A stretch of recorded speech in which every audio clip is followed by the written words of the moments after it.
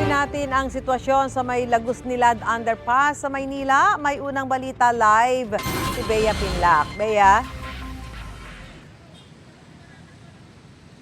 Susan, biglang buhos ulit yung ulan dito sa Manila kanina. Pero ngayon lang din tumila na rin ito at medyo ambon na lang yung nararamdaman natin. Ngayon, simula kahapon, yung maintenance team ng DPWH, nagsisikap sila para ipump at maibsaan yung lagpas tao na baha na may merwisyo sa Lagos-Nilad, Maynila. Hinihigop ng pump yung tubig baha at dumidiretso ito, pinapakawalan sa Padre Burgos Street. Sabi ng mga nakausap natin dito, ang layon nito ay para umagos yung tubig sa kanal ng kalsada. Samantala, balikan natin yung sitwasyon sa Quezon Boulevard Underpass.